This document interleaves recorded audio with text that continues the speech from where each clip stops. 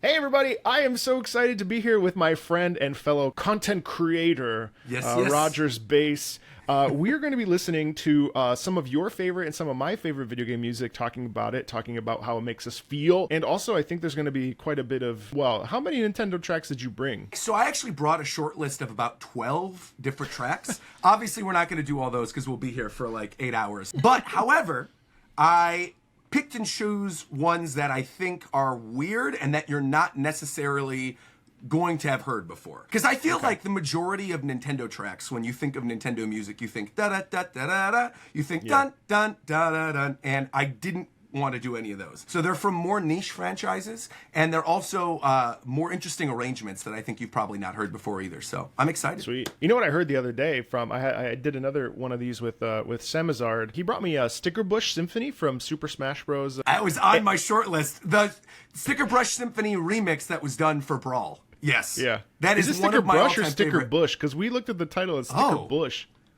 I thought it was Sticker Brush. I've been So saying did it wrong he, and for then we looked 10 at years of my Sticker life. Bush. Oh, interesting. But it's really good. I'm like Yeah, on the Nintendo like virgin. Meanwhile, I'm a Nintendo fanatic over here, like almost exclusively play Nintendo with an occasional Nintendo Hoyo fanatic. sprinkled in and Elden Ring sprinkled in. Exactly. I'm going to start with one that I think you might have heard. This is the only one on my list where I'm like, I think he's probably heard this before. And I looked through and combed through all of your Xenoblade videos before this. And I think this is one that actually you missed. Okay. And I think you've heard the original track that this one is playing off of, but I don't think you've actually heard this specific track. It's from Xenoblade Chronicles 3. It's called Kaleidoscopic Core. No, I have not heard that. Fantastic. So we're gonna pull this up then. Oh, dude, I am so. If you've never heard this before and you know the original track, which I think you do. I started the first one. Oh, nice. Which, to be fair, Definitive Edition, my favorite of all the Xenoblade games. I love. It's got a lot of heart. You know, I did pick up a Nintendo 3DS recently. Fantastic. Look at you. Wow. Really diving into those niche video game systems, Marco. Is it niche? I started Pokemon Black. You know what I don't like is that you have to. We're about to go off into a Pokemon stream here, but Great. I actually purposely avoided Pokemon videos because I figured if we would ever do another one, we could do all Pokemon because there's so many good Pokemon tracks. You could introduce me to Pokemon music. What I don't like is that you have to level up each individual Pokemon on its own in those older titles. That I do not like. Interesting. You like the EXP share thing. I love EXP share. Is that Casual some sort of fan hot Marco take over here. or- Yeah, I mean, a little bit, but I mean, I don't care. I like it. The quality of life stuff is great. So you know what? You play the game how you want to play the game. Don't let people shame you. And if they shame you, you know, make an angry tweet at them and then do a stream afterwards apologizing for it. I'm so excited for you to hear this. This is literally one of my favorite Xenoblade tracks of all time.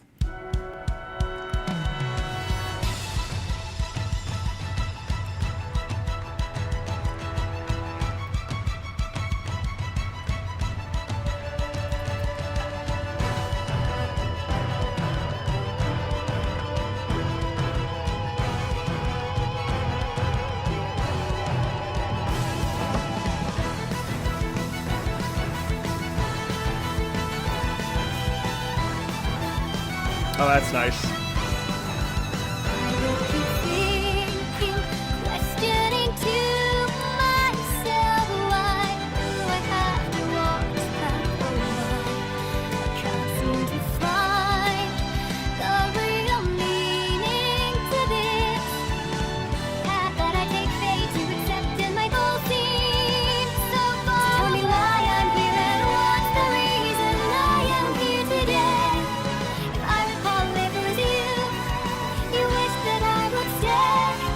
How much you win will go against me. I will keep on. I will keep moving on to find the answer to and find the answer to and lost to search for you. Piano. I haven't heard this in a minute. I forgot how good this is.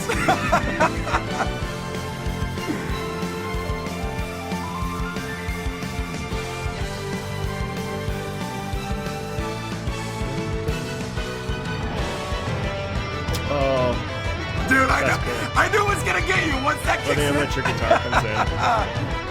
Oh man.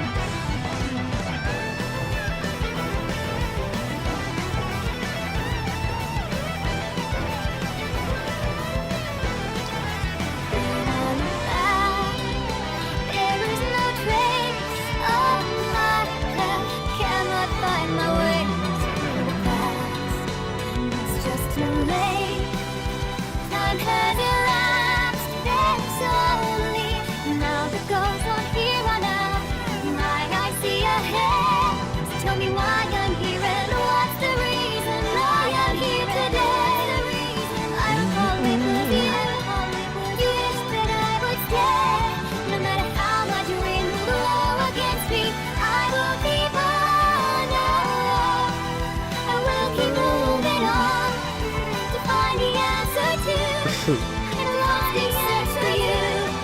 And lost in search for you. Once that guitar solo kicks into in the background too, man, it's just like, boom. Oh, man.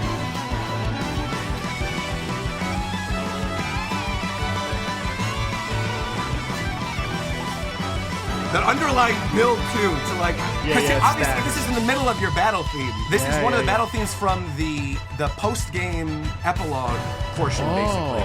So good. Sounds like singing in the background too there. I It's think not it's just singing. the guitar. It's the guitar, exactly. But the guitar is singing.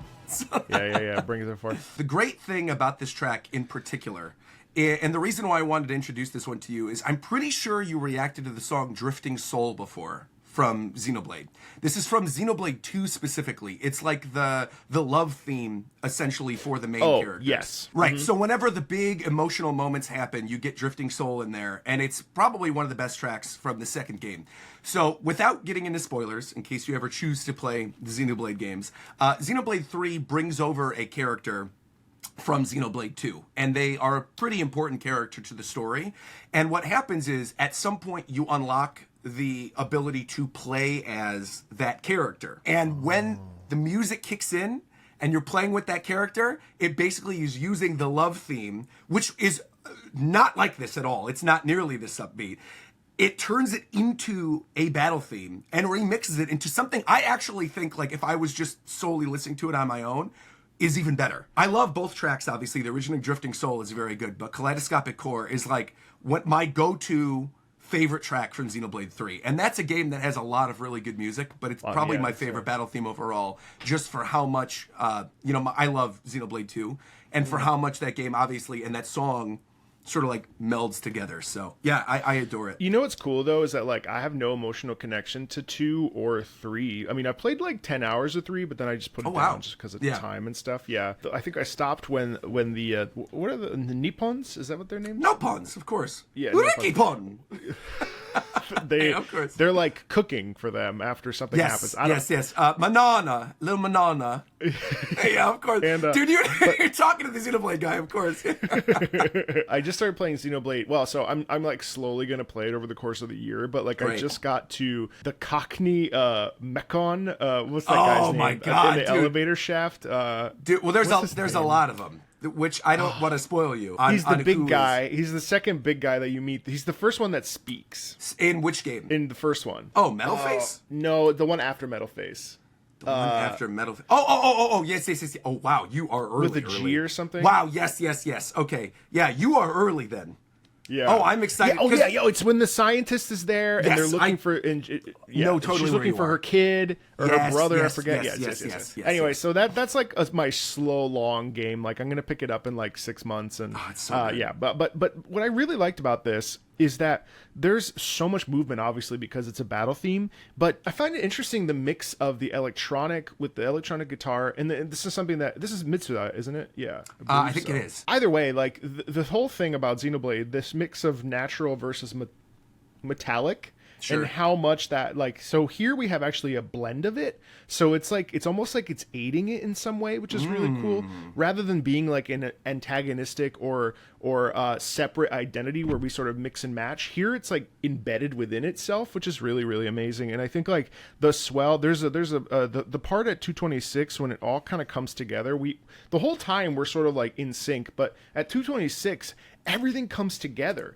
and we play that main motif in unison, which is so satisfying to listen to because of the bum bum bum. I clicked it on there. Yeah, I wanted to hear it. Yeah.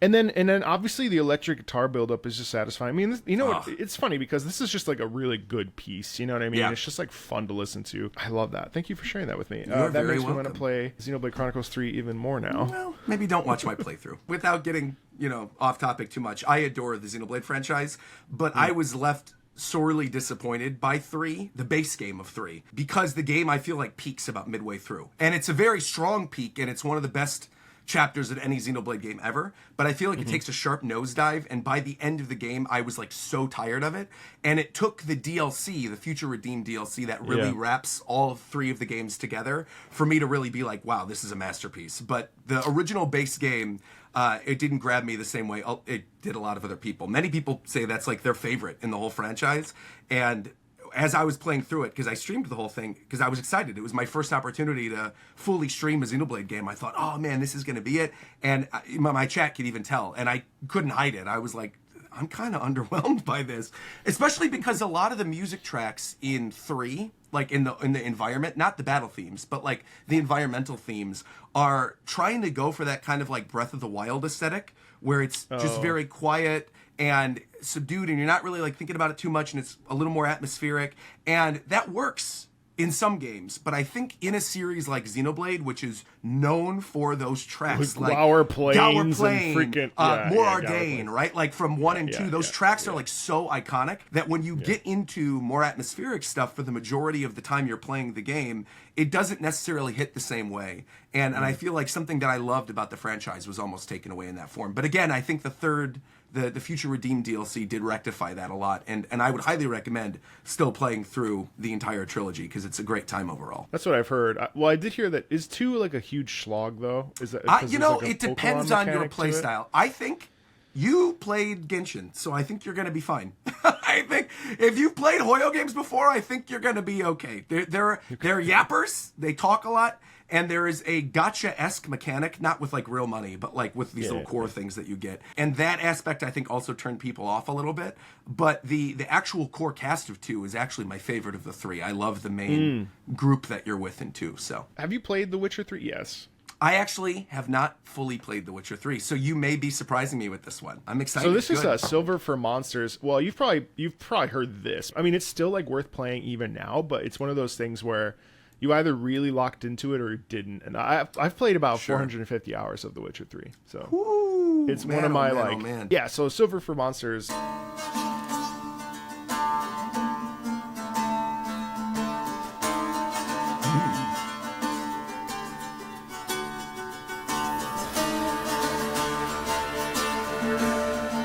Good choice. It's a good choice already. Yeah, isn't that cool?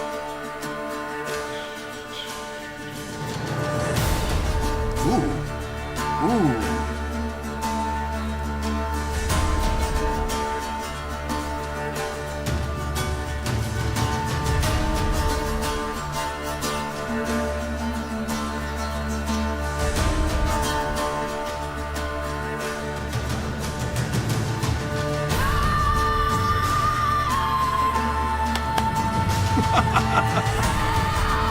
So sick. Ooh. Ooh.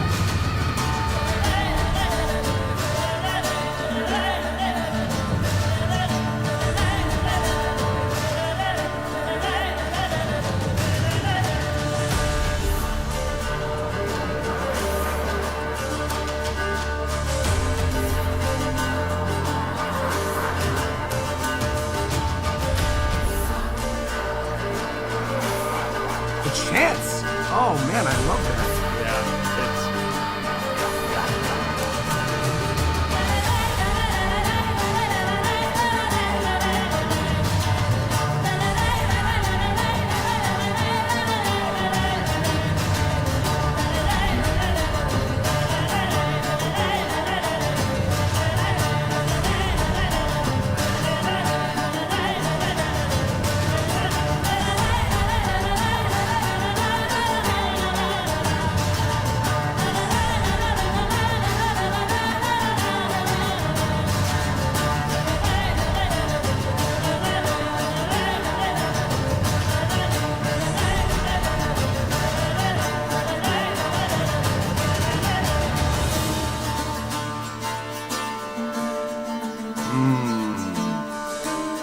That is a satisfying loop.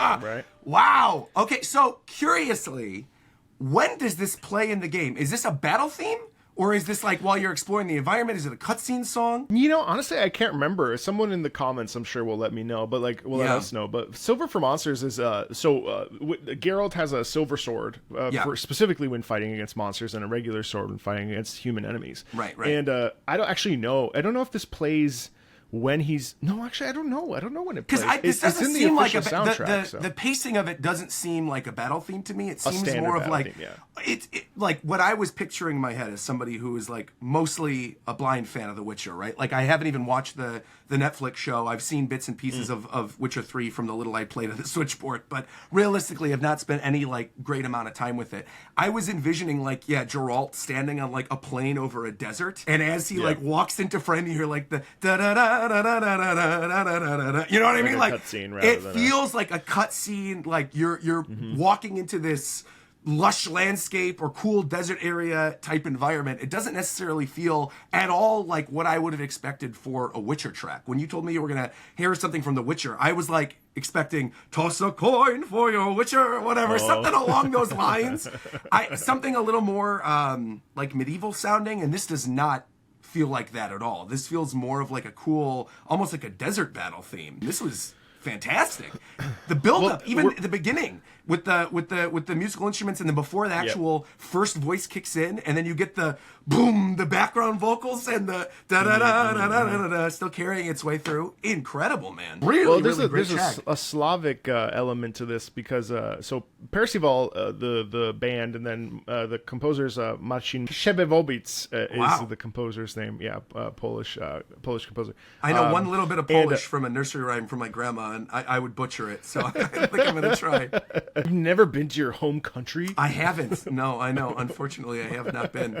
I know Vlasko tek napłatek I bruga, widzi kormesieda I bruga, which I think is something along the lines of like, there's a mouse and cat on a fence, and then the cat goes for the mouse, and then the mouse escapes, and then the cat's like, oh, I didn't get my food, or something like that. I'm sure someone in the comments will tell me. You should learn a dzień dobry. That means good morning, good day. Okay.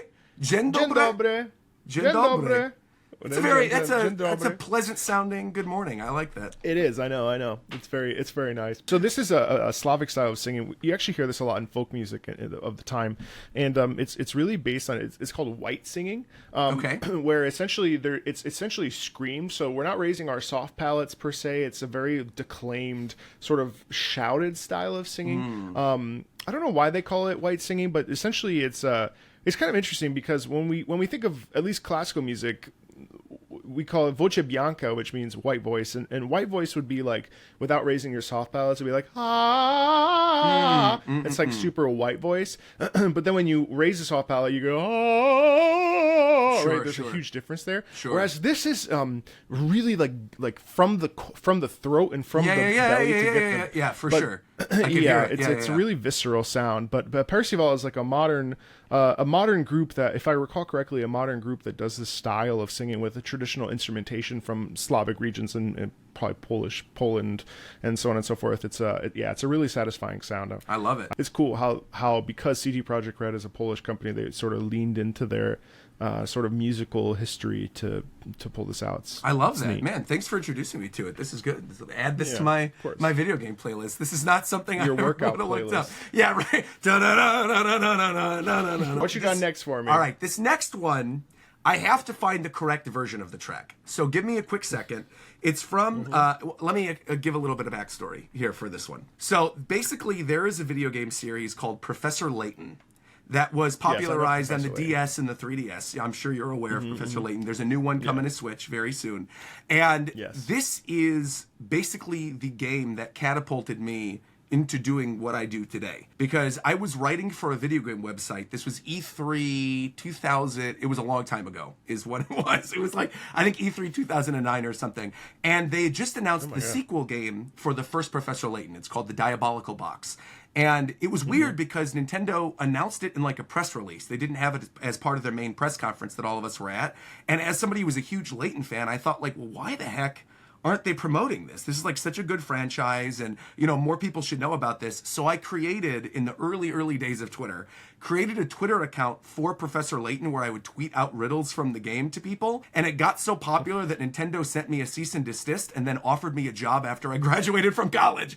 And so literally that whole situation, it like blew up, and then I did this whole post on NeoGAF. It was like a whole big thing. You could look up "We Will Rock You" Top Hat Professor controversy. You'll find this. This like predates my YouTube by a lot. But long story short, I then got offered a job at Nintendo doing a contract product demonstration in the Chicagoland area, which then led me to apply to a job in Treehouse, which then I didn't get because I needed to move to the West Coast for them to actually hire me, which then got me to apply to a bunch of different places, which then moved me out here, which then got me into starting YouTube, and then now we are where we are today, and now, basically Nintendo will send me free stuff, which is great. So this series means a lot to me. I adore Professor Layton. Without giving away too much, basically the song you're going to listen to now is the finale of the third game, the very emotional finale of the third game, in which something happens in Professor Layton's life, a kind of tragic thing happens, again, without spoiling Say no more. Also, not what you would expect from a Nintendo game at all. When this song actually drops at the end of the game, I think me and a lot of other Professor Layton fans were stunned.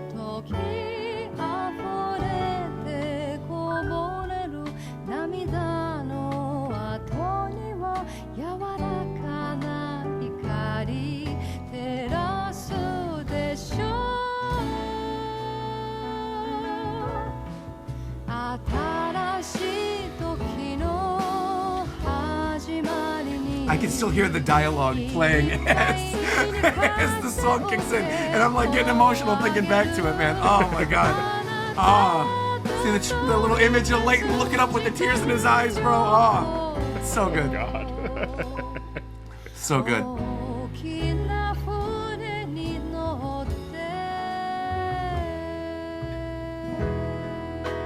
Mind you, this is a DS game. This is the end of a DS game that's a visual novel / puzzle game. DS game. It's a DS game. So when you hear this in it playing off a DS, you're like, what in the world? Yeah. Oh, it's very beautiful though. Yeah. And again, this acted as sort of the culmination of the trilogy. And it was a moment where you really start to get vulnerability from this character that he's always kind of like this gentlemanly, stoic kind of guy. And when you finally see like the cracks in his armor and see what he's going through and what he has to lose again by the end, it's just so good. Yeah. Never would have expected to feel this from a puzzle game. Sure.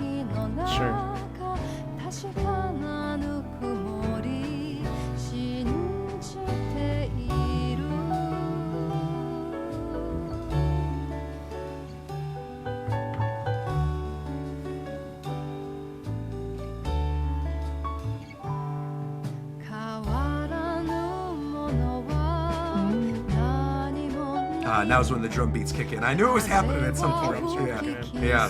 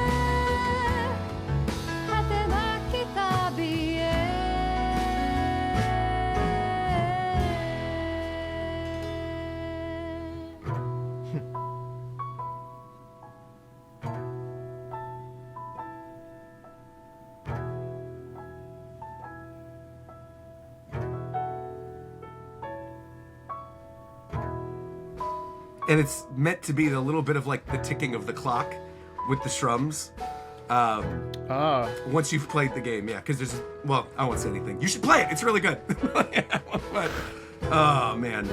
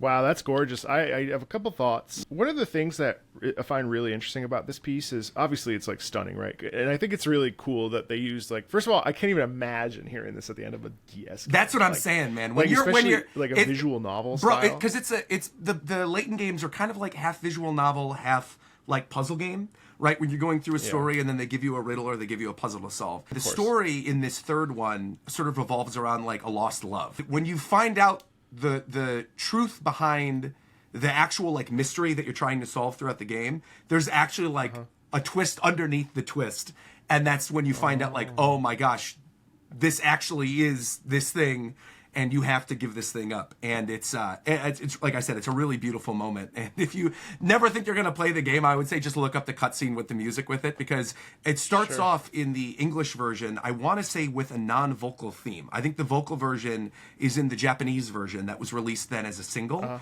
But the English version, I don't think there was like some licensing issue initially, and they didn't have it in the original versions ending in English. So I had heard it in the import version initially and was like, what is this track? I didn't know there were vocals to this theme. And obviously, you know, the backing music is beautiful as it is, right? In the English version, you're still going to get it. But when that vocal kicks in and you get that sort of haunting sound, like as it's sort of coming and going with the flow of time is really beautiful. Yeah. What's really interesting to me, there's a couple different things, but first of all, obviously the jazz element there is like so profound, because the way that we're using, you know, the brush on the drum set, it automatically produces this softer tone, but then you get the bass which supports the singer, which is really, really cool. I don't know if you noticed this, but every time the singer ends a phrase, it almost always points up. Yes. It very rarely points down. And I find that interesting because I know that, you know, you have your history. I want to talk about that in a second. But like, what I find really interesting about that is that pointing up, usually, especially in voiceover, pointing up is always a question.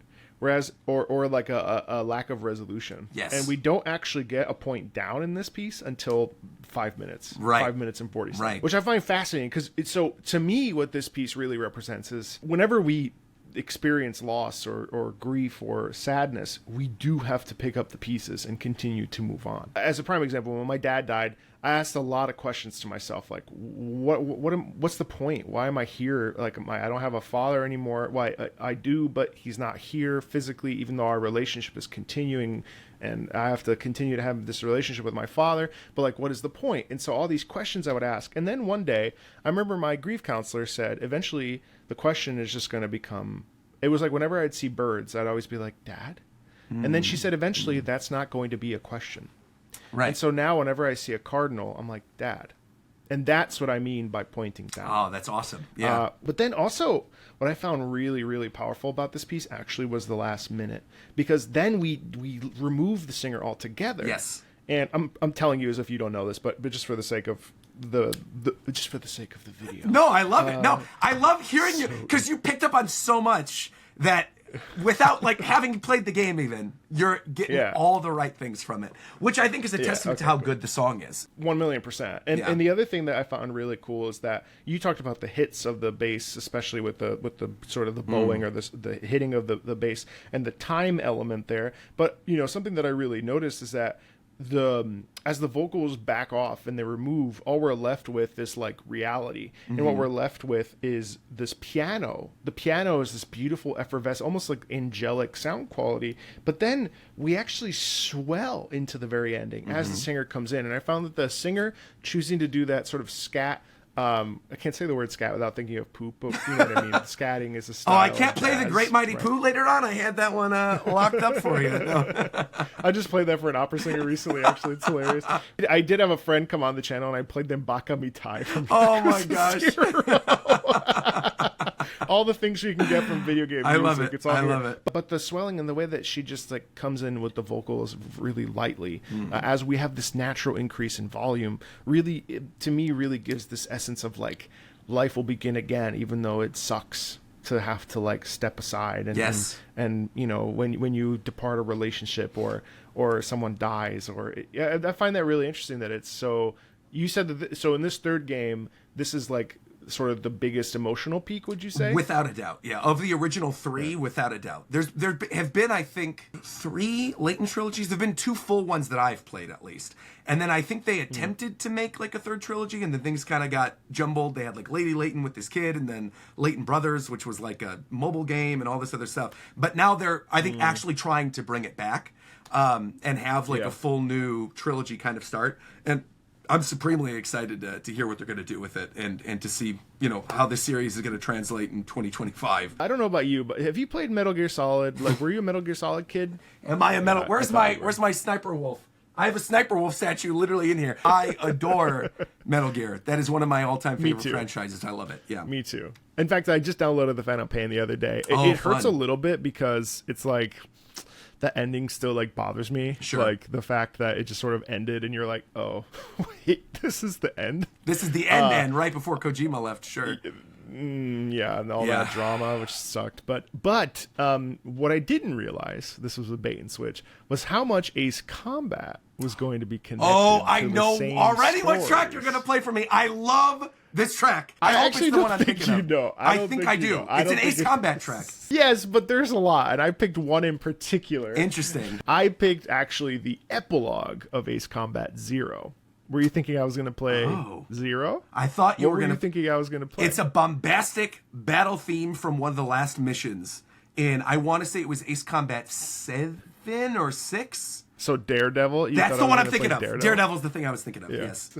Sorry to disappoint you. No, it's all I good. can play that if you want. Man, you did a bait and switch. I was going through emotions. I was like, cool, Metal Gear, I'm going to know it. To then Ace Combat, I'm like, oh, maybe I won't. But I'm like, wait, I do know the Daredevil track. This will be fun. Into, no, it's something totally different. So. So the thing about Ace Combat to me, and every time I always feature it in a video in one way or another, and it's funny because people are like, why are you always playing so much Ace Combat? I'm like, because I want to. Right. Because we didn't grow up very well off, so like I always got hand-me-downs for computers. Sure. And one of the first games that I could actually play on Windows 95, I think it was 98 actually, was European Combat Flight Simulator, which is like the cousin of Microsoft Flight Sim, same style, but it was all based on World War II combat.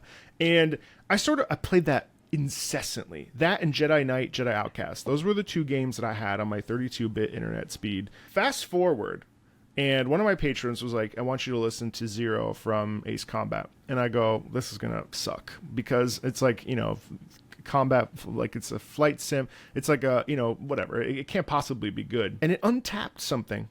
And then I played Daredevil. Or I played Ace Combat 7. Yeah, 7's the one I was untapped something in me. And I had played 7 before, but I was like, whatever. I just returned it. I didn't even finish it.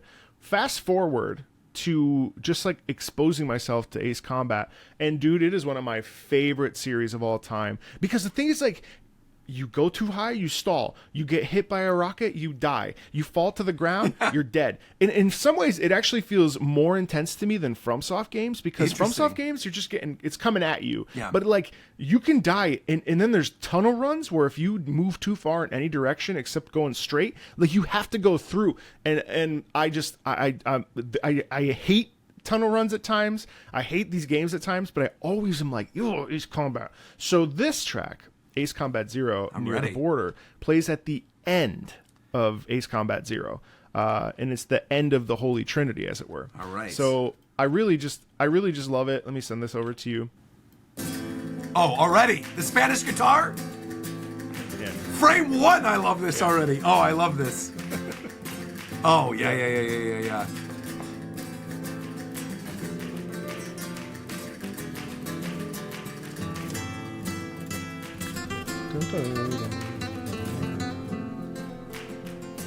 And this is the credit theme? It's the epilogue. Fantastic. Yeah.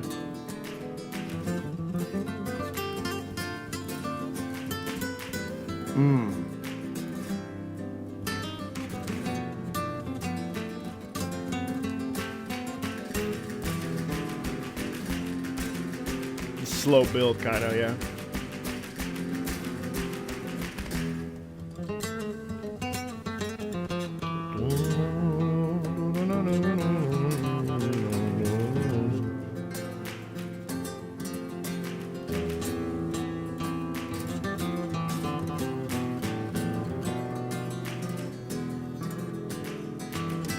I love the claps, too. Because they're like on the offbeat. Yeah, too, right. It's really neat. Yeah.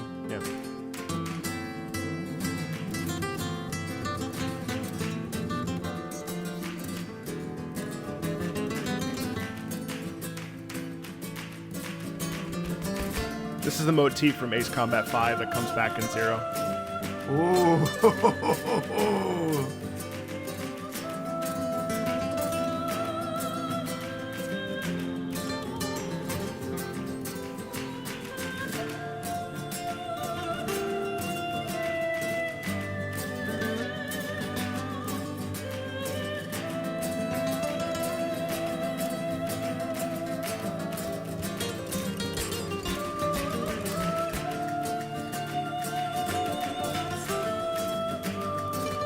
Woo! Oh, man.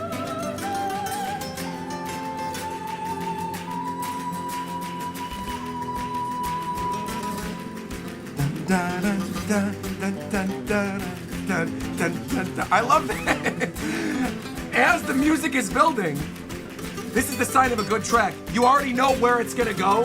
If you're at all musically inclined, you know that it's perfect, man.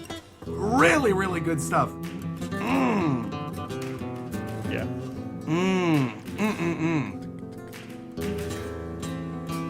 I like to hear we go back home, you know, and just repeat.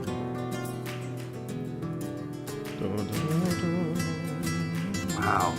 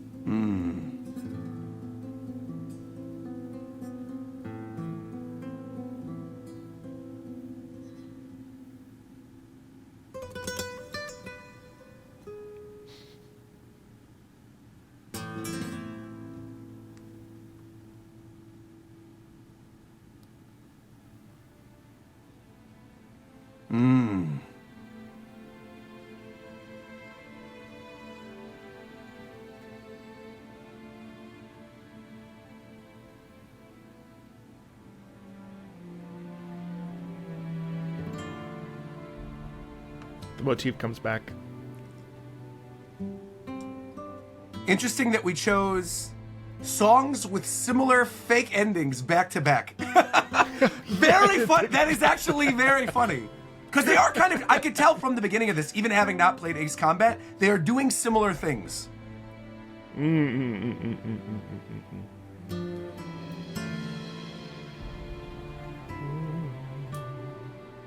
The only difference is this one is less of like a question and more of like, you know, obviously a resolution, but also a reflection a little bit as well, with a little bit of the motif from 5 that got thrown in earlier with the vocal. Yeah.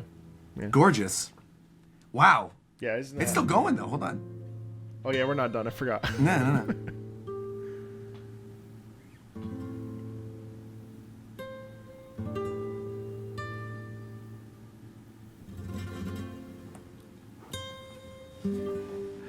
It's like a slow wind, but it's like it. so important to the structure. Yeah.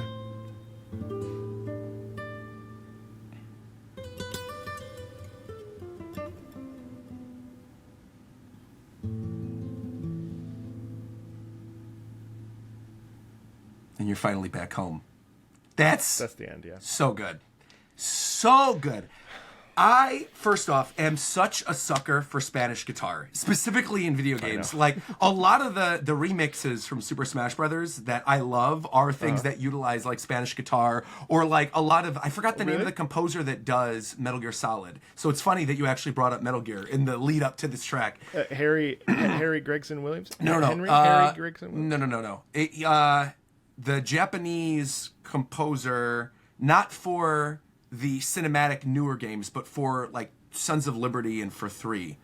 Oh my gosh, I am blanking on the guy's name, but he did remixes for like Mario tracks and things that were in Smash Brothers that very clearly used sort of like the same language of a lot of those Metal Gear songs. That framing and that style I just like adore. So right from frame 1, I was like, oh my god, I love the Spanish guitar in this. But something that I really loved, and I think it's interesting that you had mentioned that bit that it was a motif from 5, is again, I have not played these games really at all. I am familiar with them, but like I am not familiar with anything beyond the music.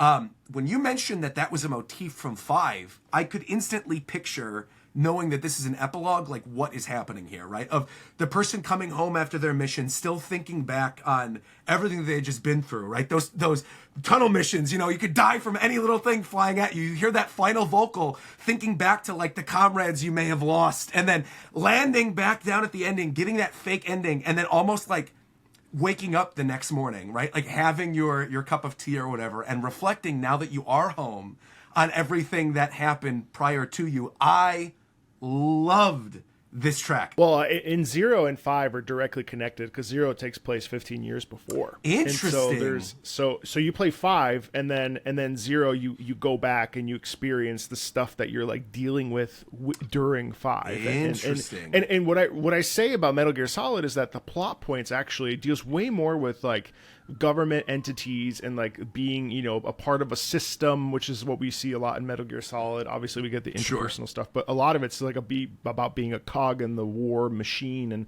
you know, so that stuff is so satisfying, especially for those of us I think that grew up with Metal Gear, but then to see it in a silly little plain game is really like fascinating. Are you familiar with Triangle Strategy? No. Oh man, I am so... Oh dude, this changes my whole game, bro. I could just play you the soundtrack of Triangle Strategy. So Triangle Strategy is a strategy JRPG that came out on Switch 2 years ago. I think it was published by Nintendo initially, and now I think it's on every platform. It's a remake, right? It was it's an original strategy game that was made in the HD 2D engine, similar to Octopath I'm thinking of Traveler. Tactics Ogre. No. This is a new strategy RPG from Team Asano, the HD2D team. There are so many good tracks. I can give you a vocal theme. I can give you the theme of the bad guy. I could give you the theme of like, there's a lot of good stuff. Maybe I'll just surprise you. I'm going to do something from Triangle Strategy. Yeah, surprise me. Yeah, here we go. Song of Triangle Strategy. Let's go. This is like main theme of the game, title theme.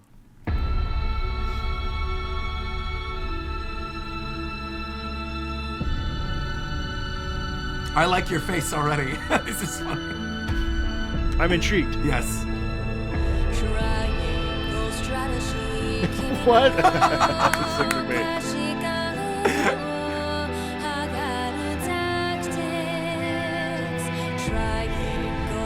Strategy. That's funny.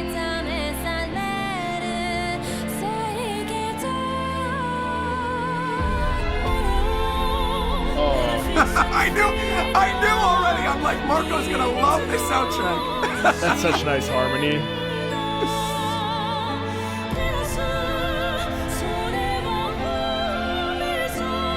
That's pretty.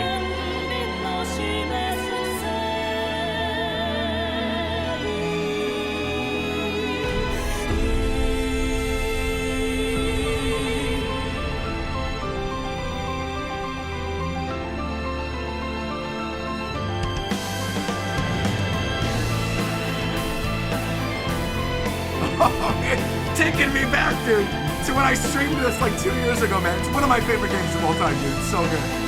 It's great. Oh.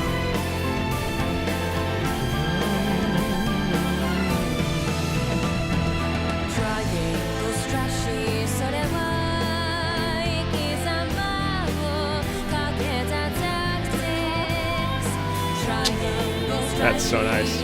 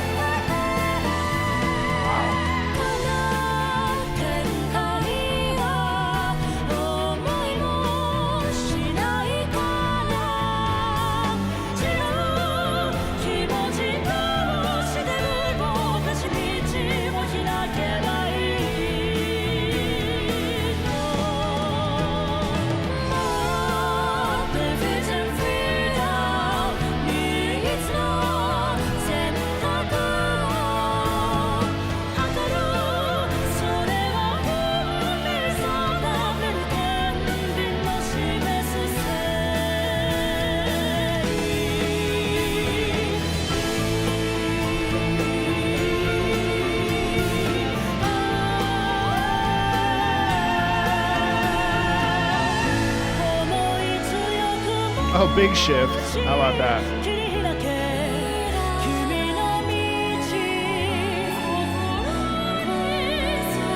It's funny though, we're listening to this and I'm like, I should have saved this. This should have been the grand finale. I should have waited. It's beautiful. It's so good. I have thoughts.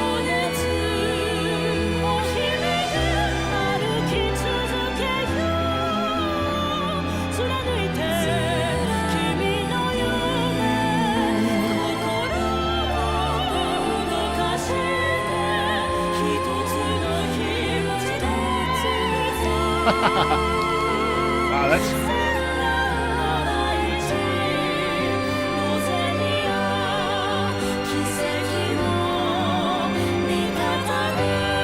nice ramp down. Oh? Yeah, exactly. That's fun.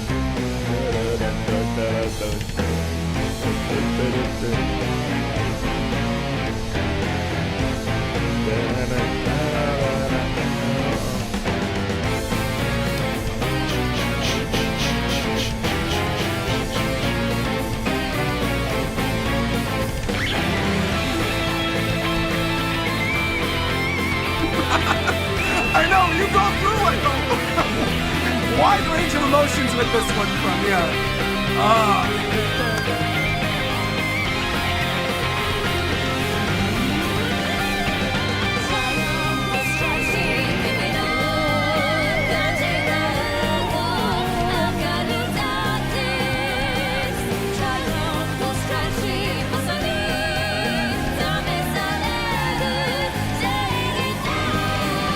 That's so high.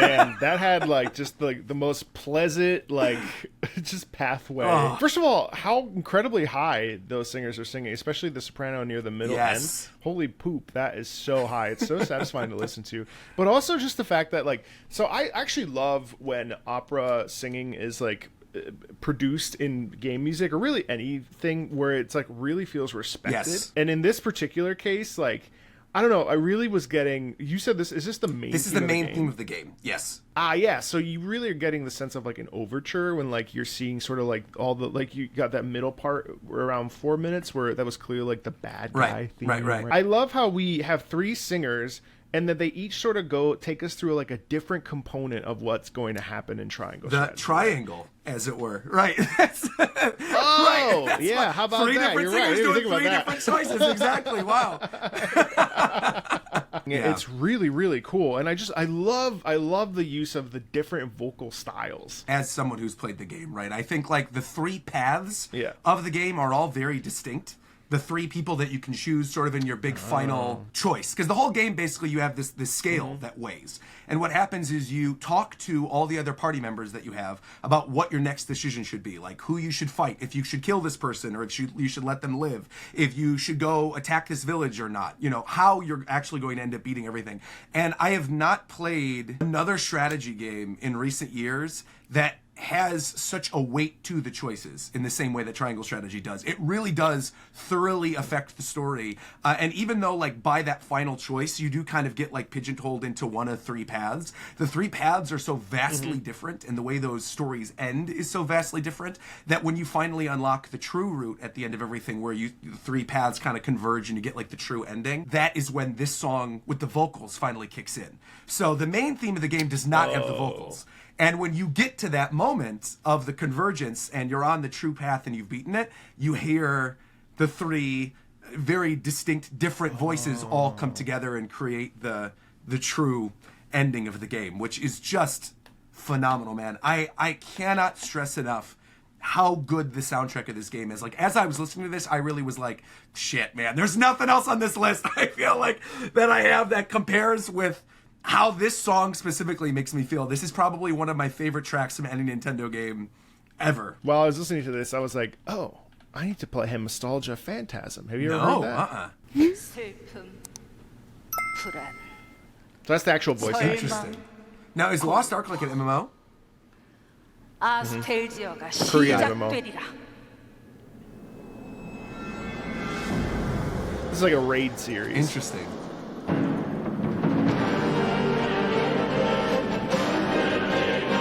Oh.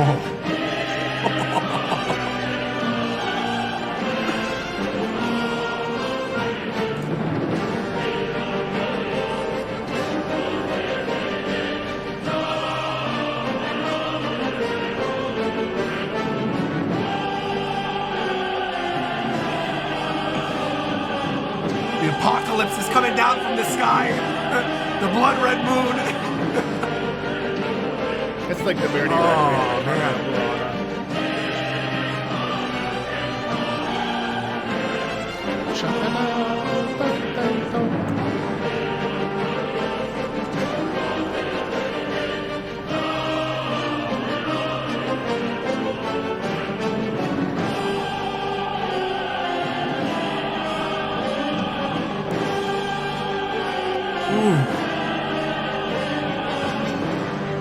This is so in my realm. This is my kind of battle theme from a game, man. Oh, it gets better.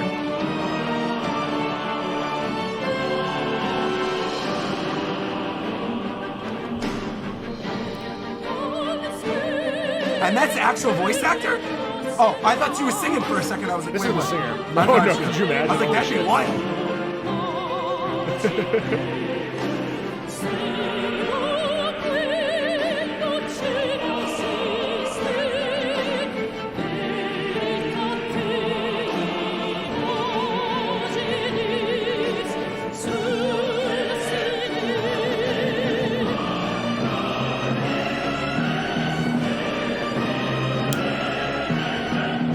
Ooh. The swelling of the strings.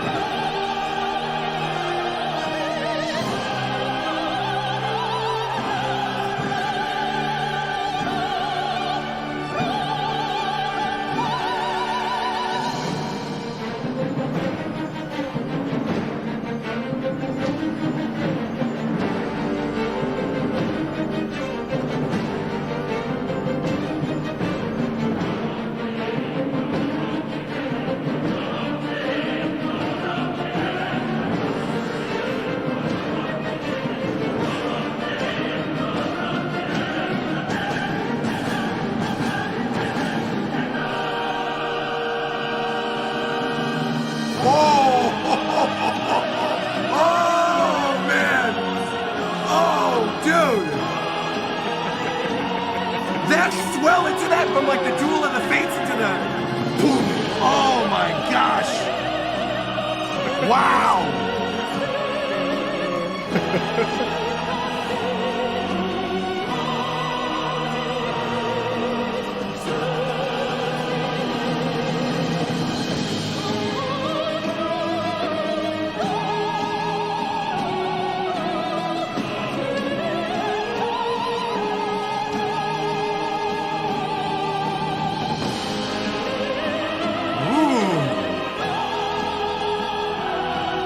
It's so hard, by the way. It's very hard.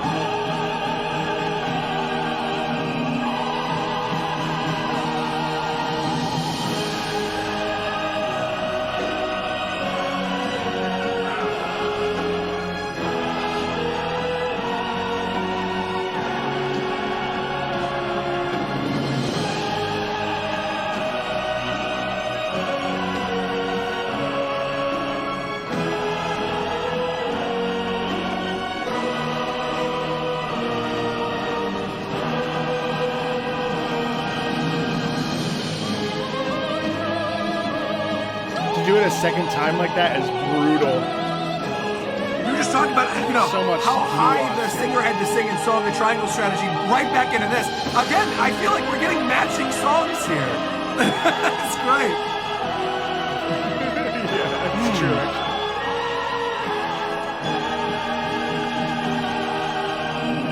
Wow.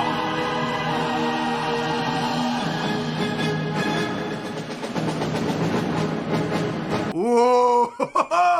Oh, that last low brass too kicking in. Wow! I am so glad you played this because Lost Ark is probably something I will never get the chance to play. It's just simply, you know, it's not a game that I've really had any interest in playing before. So I never would have heard this. This is glorious. Again, so in my wheelhouse in terms of like the music that I like to listen to from video games. It's like the you know, deep full orchestrations. You get those great vocals. The mastery of her craft. Like you said, singing that high twice back to back, and that literal interlude that she gets after the first time that she does it with like the Duel of the Fates backing kind of choir that's happening. Even like the little bits with the brush or whatever, like in the background, underlying every single one of her little phrases. Like, dude, so good. You said this plays during a raid in the game? Yeah, well, fighting against Albro. Oh, so that's her name. Oh, her name is Albro. Yeah. Okay, well that explains why. Brelshaza. Brelshaza. Sorry, Brelshaza. Wow. So I don't actually know, but there's a raid series and that she's like the boss. Wow. And so this is the music that plays. Wow. I mean, this is a big reason why I love JRPGs, right? Is I feel like JRPGs a lot of the time have music similar to this from the franchises, at least, that I love. Yeah. The HD2D kind of games, your Octopaths, your Triangle Strategies, your Final Fantasy remakes, right? It's all stuff that's like this. It's got the orchestrations, it's got the vocals, it's bombastic, right? But you could also still like listen. It's a good workout music, but it's also something that I could easily listen to while doing other things and just be like, appreciate the mastery of the craft that these people are putting on display. Again, the use of the brass in this is also really good. I think so many people are focusing like on the vocals when they listen to this for the first time, obviously as they should, because the vocalist is incredible.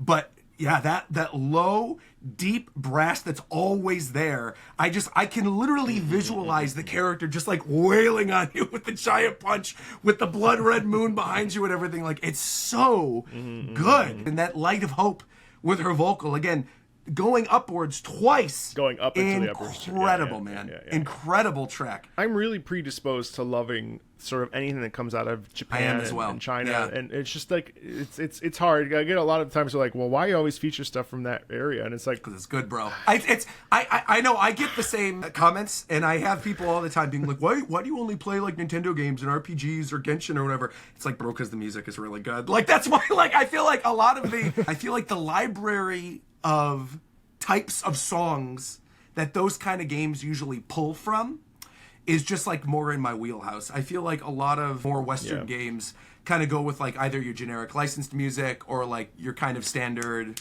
action battle themes, or like a lot of synth or rock music, exactly. Which is like, not to disparage that at all. Obviously, there's amazing music tracks in a lot of those games as well. But I do feel like the language of JRPG music absolutely speaks to me. And again, I think that is because of our musical history. It's just something that, like, when it connects with you, it really connects with you. And I do find it funny because most of my friends who also, you know, did choir or are musicians or whatever are also huge into JRPGs and don't really play as many of the Western games. So I do think there is like a through line there, not just between the two of us or like other content creators that I know, but also just like day-to-day like musician friends that I have, that like the games they usually gravitate to are things developed primarily in Japan and China and stuff like that. So I'll play you a small little fun one. Like I said, this is from a visual novel game that's a very niche franchise of Nintendo's that's actually getting a new game in the franchise for the first time in 30 years next month. I don't know how familiar you are with the thing that was kind of viral last week, Emio. Did you hear about this at all?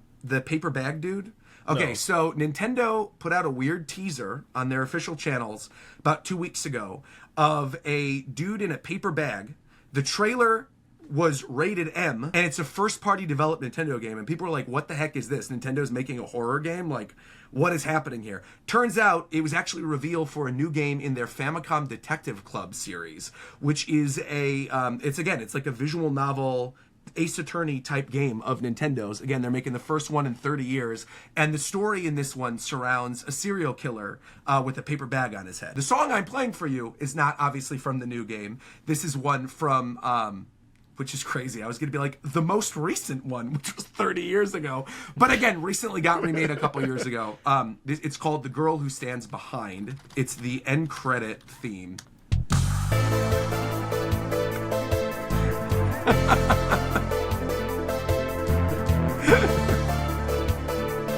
See, coming off of the Raid series when we just did a triangle strategy, you hear this and you're like, wait, what?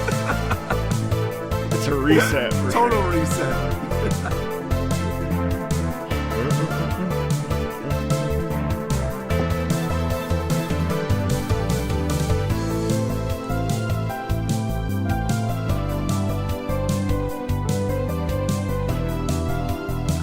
Also surprising considering it's a murder mystery game that this is your yeah that this is your ending theme.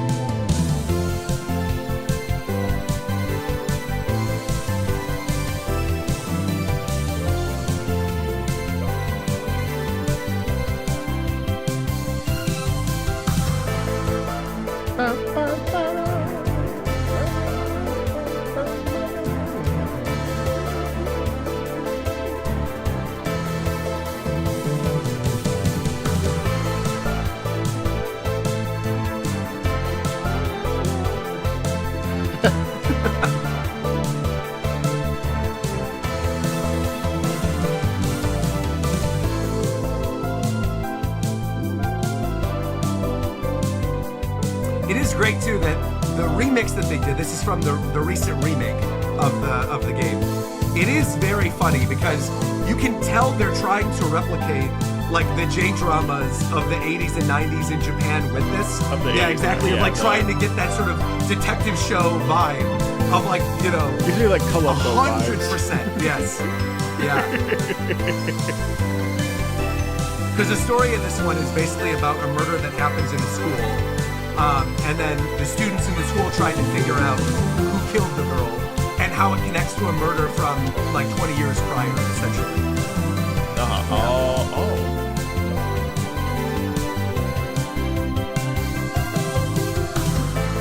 And you basically play as a student who is working at a detective agency, and his best friend is this girl who's like the school girl at the school who then becomes his assistant.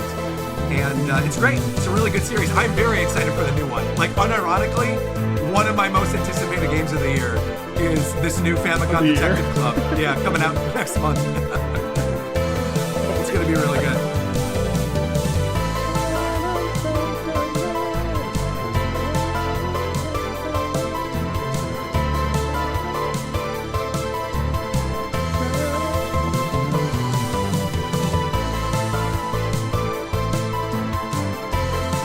I love the counter melodies so much.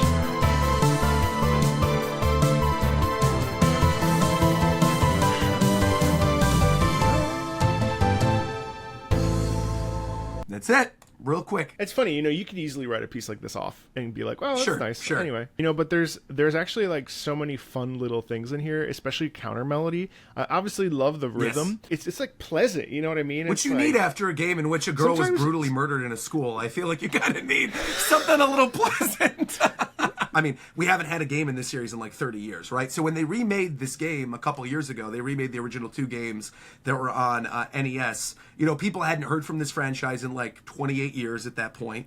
People forgot most of the plot beats of the characters and things like that. So to go back to that era, like you said, they utilized a lot of the sort of instruments and the melodies that you would expect of something coming out of the late 80s, which I thought was really smart, because now it creates sort of this like sound language for the series where it's almost like a nostalgic 80s near Stranger Things type vibe, which is something that Nintendo obviously doesn't have in their library of existing IPs. It's, you know, not only do they really not have a lot of visual novel games beyond something like Layton, which is developed outside of, you know, it's like a level 5 game that's published by Nintendo but isn't necessarily like a Nintendo game. This is something that's made in-house by the same team that makes Metroid also as well, which is the guy that makes the series, is also known for being the creator of Metroid, like one of the main runners of that franchise. So yeah, to go from Metroid to Famicom Detective Club is kind of what I was thinking of for the last bit, because my final track is going to be a Metroid track. So I was trying to come up with something that I really wanted you to hear, and I've become sort of like, as I've gotten older,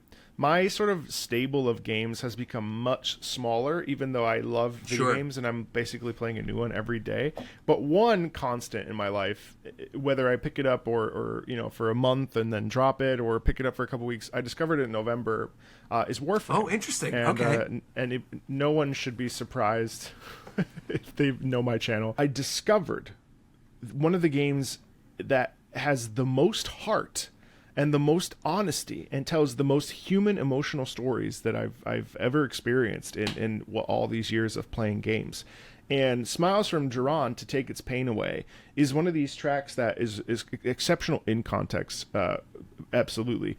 But it's so, it's not happy. There's something so cathartic and beautiful about how painful it is. If I can convince anybody to play Warframe, I would. And it's a pain in the ass, because the first 40 hours you're just going from system in the planet to system to try to like the unlock first 40 hours. Whew. But then you get to Neptune. To Neptune. I know, that's how I said. That's what I said. Do they have a thing like just, Final Fantasy 14 where you could just buy the skip to a certain portion of the story? Oh no! They probably should. And this particular track comes from a story beat called The Sacrifice, which plays after the reveal, the second dream.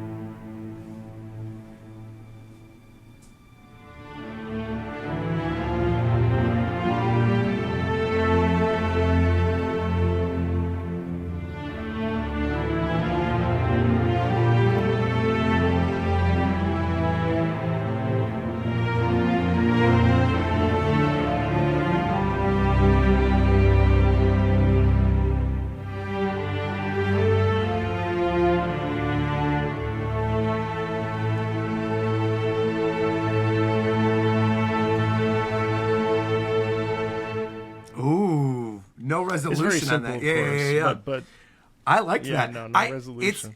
Have you ever played Destiny? Mm-hmm. The vibes are like 1-to-1. Like, as someone who like that is exactly the type of feeling that I was getting from this bar, the single strum of the melody, right? The little da da da da da da da da, that through bit.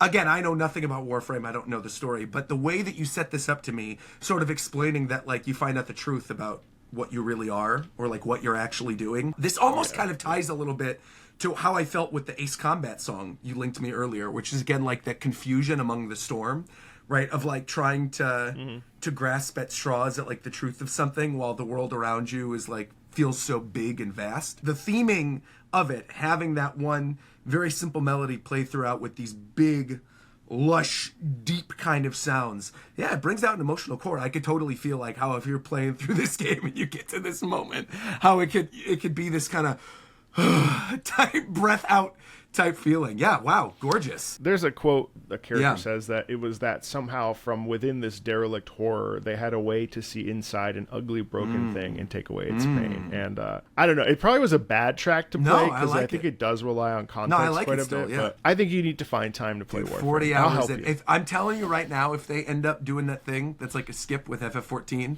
where I could just jump on ahead, I would. Though, ironically enough, I would never in a million trillion years ever tell somebody to skip Final Fantasy 14 because it's so good. All right, so I played you Smiles from Juran. Well, fine, it was a good piece, and you played me the Famicom piece. We got our short pieces. Now, what's last? So I'm going to give you 3 options. A F-Zero track, which is from a official jazz arrangement album that Nintendo did in the early 90s that I literally use as background music on my streams. I like it so much. There is the official orchestration that Nintendo commissioned for the orchestral game concerts for Super Metroid. It's the Super Metroid Suite, which is incredible and hits on pretty much every one of the major themes of that game, and I think is right up your alley. And the third track is sort of like my cheat, which is that this is the track that was used in the very famous We Would Like to Play commercial campaigns that Nintendo did for the Wii back in 2006. These commercials went kind of viral at the time. The track is incredible. It uses shamisen and was commissioned again by the Yoshida Brothers, who are known for doing really great like shamisen traditional Japanese type tracks. But the song is very tied with Nintendo culture, and pretty much anyone who remembers the Wii era remembers that track. So those are your 3 options. Oh man, I know what my audience would want. My audience would want Metroid. Yes. But I kind of want the Wii. Let's do it, bro. That's kind of what I was hoping you were going to do. I love the Wii Sports theme. Nice call. Yeah. So again, this is tied right in with the culture of that time with Twilight Princess and Wii Sports. It's called Kodo Inside the Sun.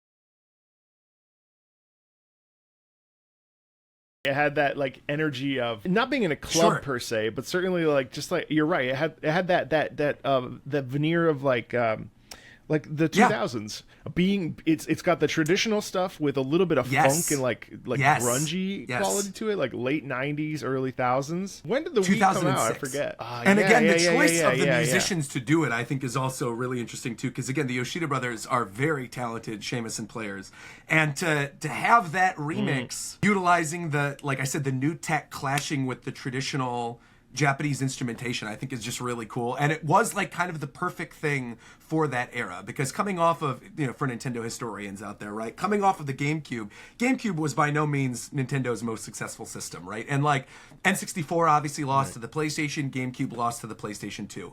And Nintendo was in this sort of era where they knew they needed to innovate, they knew they needed to do something a little different. Twilight Princess very famously started off development as a GameCube game, eventually got cross-released on both GameCube and Wii, utilizing the new technology of the Wii with the motion controls. Wii Sports obviously revolutionized and got so many other people into gaming that weren't into it before. So again, the Wii was this onset of sort of like the new renaissance for Nintendo, like a Nintendo that during the GameCube and N64 era was seen as like a kiddie system, right? And Nintendo is for kids. The big boy games are on PlayStation and Xbox, and they managed to move away from it and break away from it by, again, embracing their traditions with classic franchises like the Marios and the Zeldas, but really like opening the floodgates to a new generation with stuff like Wii Sports and the more Blue Ocean type games. So again, the exact track I think of when thinking of the Wii era, and those commercials are so iconic. So I'm going to pull up the commercial real quick so you can see how it was implemented. There's a whole series of these, but I'll just do, this is the main.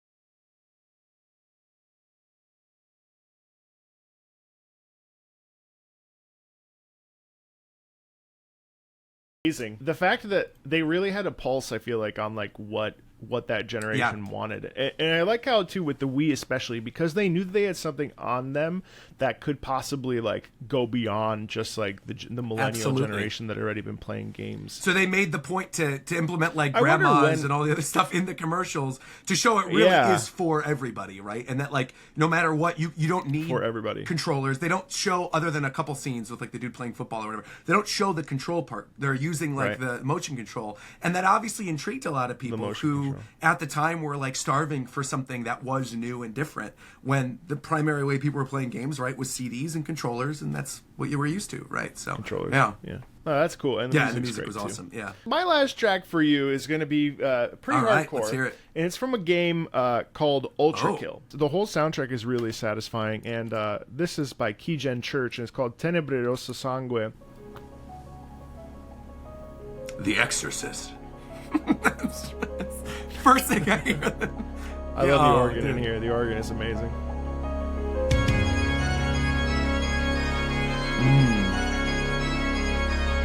This is a boomer shooter? Huh.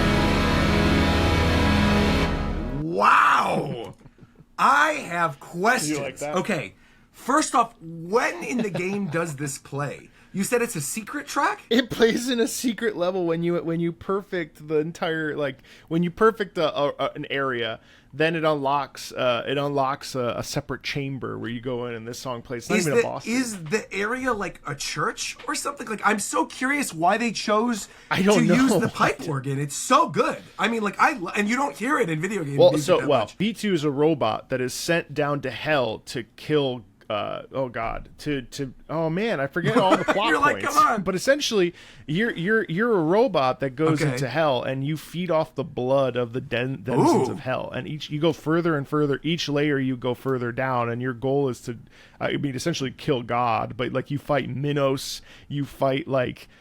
You fight a bunch of stuff. You fight Gabriel, the Archangel. Okay. Cool. That actually, I mean, this seems awesome. I would totally be down to play this. The one thing I wanted to know, at like the 3-minute mark, when it fully comes together and you hear the like the synth choir in the back with the organ going with the rock. Oh my gosh, man. Yeah. That was like really, really, really. And you said that's not a boss theme? That's just like you're in a regular area shooting dudes? Is there a time limit or something? Are you? Yeah, there's a time limit to get the S rank. To get the S rank. You have to get in certain kills and how you like achieve certain things, which allow you to then get to the get to these P levels. There's also a glossary where you actually can read up on all the different bosses and enemies you fight and how they connect to like the sort of like concepts of heaven and hell that we have, and like the fact that you're fighting Gabriel the Archangel and he's a madman and crazy, and there's also some real world like Claire de Lune plays in it. You know, the famous WC track and stuff. So it's really well done, and you just get the joy of like moving really quickly through the levels and beating the shit out of people. Sounds fun. It's sounds really like cool. A lot of fun. Cool. I asked this question to every like sort of non-gamer, and obviously you and I are very 100%. much gamers, but like what do you think you've come away from for sort of this conversation in terms of like music? And I guess I'll answer that question myself. A deeper love for video game music, I think, is like as basic as that is, but genuinely it's that, because so much of stuff that you played me, whether it was that raid theme from Lost Ark or this, it's like from stuff that I never would have listened to before, and yet are so clearly in my roadhouse of like the type of music that I enjoy. Again, we talked about this a little bit during the live orchestration portion, but like I love those big bombastic full orchestral tracks. I love that type of thing in my video games, and I understand that doesn't always necessarily fit every type of game, right? Like when we played the Famicom Detective Club one, right? That's a synth, fun, little cutesy type of track, right? Like it's not everything needs to be big and epic feeling. Even going back to like the Witcher 3 track that you played, almost everything that you gave me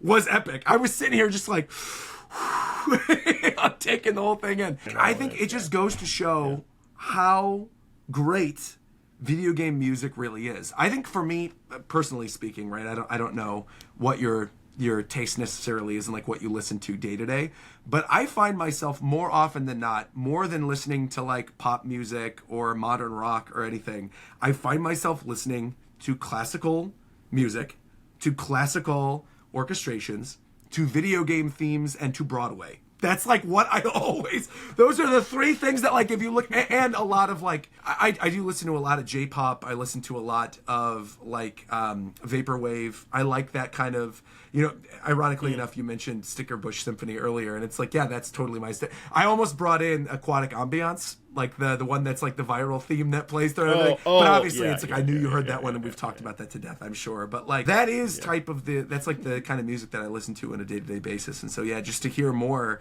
from different games and genres that I definitely wouldn't have tried before was fascinating. And it's also just fun to sort of hear like your musical vocabulary and like what you enjoy versus my own, and like where our paths kind of connect, and how funny it was that like we had like the Ace Combat paired with, right, we had the with like the faux ending paired with like the Professor Layton ending theme, or you had the big like the incredible soprano in the Triangle Strategy one versus the one from Lost Ark. It's just cool like to see how certain things pair. And so and then never would have thought in a million years when we started this that it would be we would like to play versus Ultrakill, and yet here we are.